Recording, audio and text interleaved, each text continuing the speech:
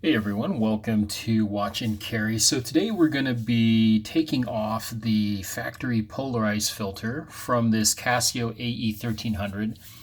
I've already disassembled the watch and have a separate video on my channel that shows you how to do that. But basically this is the face of the watch, and then this is the actual display that comes inside of it once you take it apart. And so what we're going to be doing is going into this filter here. So I'm going to zoom in here so you can kind of look at it. So this is wet because I've already soaked this in Goof Off, and I'll go over the materials later. So that's why it looks wet. But you can see here that around the edge there is a little bit of a lip right here at the top. And that is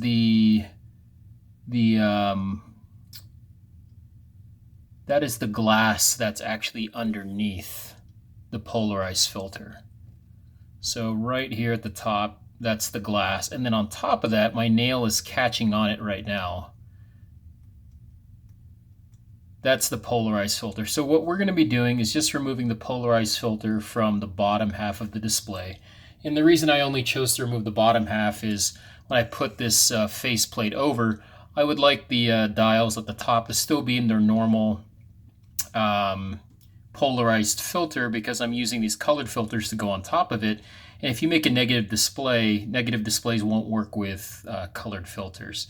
But the bottom part, the main time display here, I want that to be in a black background with the white characters, or your negative display. So what I did was disassembled the watch, as I said, and then I grabbed a straight edge. Here I'm just actually using my straight edge of my stainless steel wallet comb here. And then I took a scalpel, and I used that straight edge to make a line just at the top here. And that line corresponds with this line right here. So that way it'll be hidden by the masking, which is what you call this thing I'm holding in my right hand. Okay, so the materials you're going to need for this job are some Goof Off. And what the Goof Off does is it just helps to kind of loosen some of the material, okay, some of the glue that's holding on into there. The next thing you're going to do is you're going to need a very small pin, which I have here off my Swiss Army knife, okay. And then you're going to need a something kind of blunt. There's some people that use a scalpel to remove the display. I guess you could. For me, you know, if you slip, especially with all these liquids, it's nice to have something that's not sharp. So I'm using a guitar pick. I've taken a knife to the edge of this guitar pick and made it really fine, so that way you can really get underneath this polarized filter and help wedge it up slowly. Okay, and then the last thing you're going to be needing is a Goo Gone. So Goof Off and Goo On. Okay, and the Goo Gone is going to be for the residual glue that's going to be underneath this polarized filter. It kind of helps to, I guess, emulsify it or clump it together, so that way you can scrub it off. And then finally, we're going to use some fine-tipped Q-tips here. Okay, and then if you have a towel, or I like to use a microfiber cloth, something that's not too abrasive, because we're going to be rubbing this this display underneath after you remove the polarized filter, that would also be helpful. Okay, so the first step you're going to be doing, again, disassembly. I'm going to spray my Goof Off. I'm going to let it sit for a few minutes. This has been sitting now for about 5 or 10 minutes. And what you're going to do is you're going to start by taking your pin and working up here at one edge. Okay, and what we're going to be doing is just using the pin to get enough of that polarized filter lifted off, so that way we have room to move our guitar pick into it and do the rest of the job that way. And then you'll be progressing gradually from this corner, and then maybe this corner, and then I'll be working my way slowly to this area here, which I've already marked with, cut with a scalpel. So that way, hopefully the polarized filter will break off evenly along this scored line here. Okay, All right, so let's grab our pin first. And I apologize if there's a lot of reflections here, but it's a little bit messy, so I like to be working on something that's waterproof. So I'm using this tin foil underneath. And let me make the brightness a little bit more. Okay, so I like to start with a pin here in the corner. We're going to find that edge right here at the top where that display is and go just on top of the display, but in the corner there. Okay.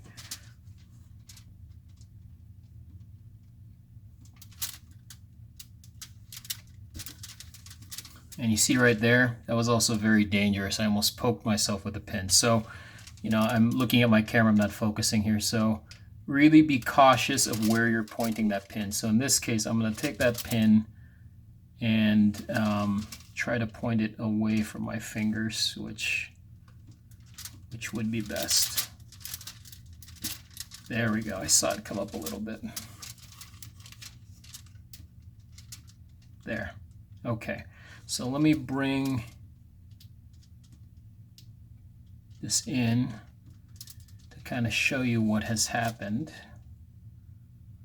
Okay. Sorry, I'm looking at this through the viewfinder here.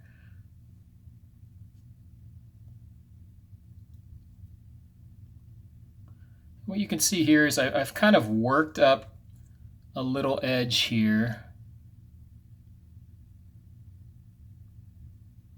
with the pin. You can see that I got the pin just a little bit underneath. So then what I'll do is put this down to be safe, push the pin a little bit further, and then I'll move the pin left and I'll move it right to kind of loosen that glue. Okay. And then just push the pin down again and then really move it left and move it right. Kind of like that. Okay, so at this point I think I have enough room to get my guitar pick in there. So I'm going to take my guitar pick, take that end that I kind of sharpened on the guitar pick and just kind of work this back and forth.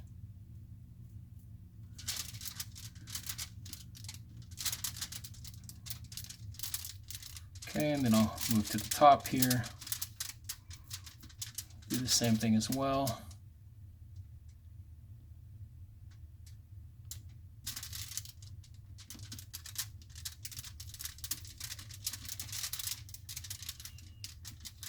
And so while I'm doing this, you know, there's some people that do this without removing the whole display from the watch itself. They just undo the case back, take out the main clock unit, and then just start working on it. You know, a lot of people have done great jobs of that. For me, there's just a lot of liquids that you're using here. So it's nice that you're not exposing those other components to the liquids, and it just makes, you know, things a lot easier to dry. And, you know, in the rare case, let's say you botch this job, you can always buy a cheap display on eBay rather than having to purchase the whole watch. Okay, so now, you know, I've gotten most of this out here. I'm getting right to that score line right now. Okay.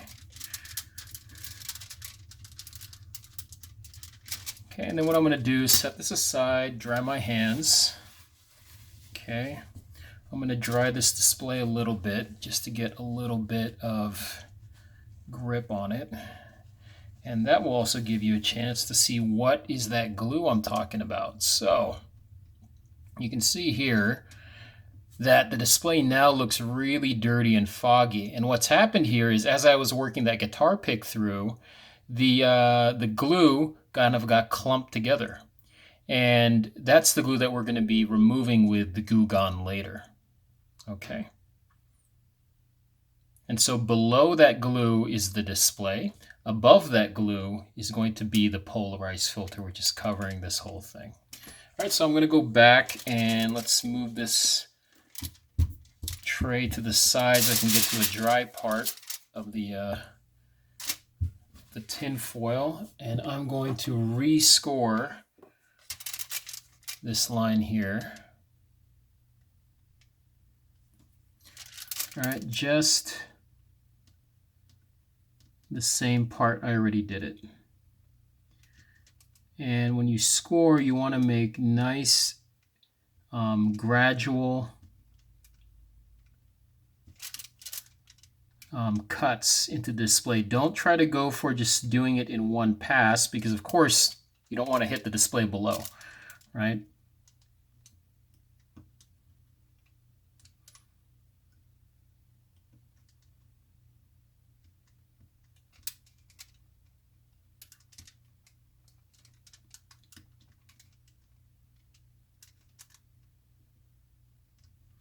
And so the reason I scored this before I used the guitar pick was because I knew that the display was already dry before. And when it's dry, it's just safer to handle and it's easier to make a score line without worries of slipping. Now the display is still a little bit wet even though I just dried it, but since I already made that score line, the blade here is really tracking nicely along that score line, and it's making it very easy to cut and a lot easier to control. Okay, and then we'll rotate over, score the other direction.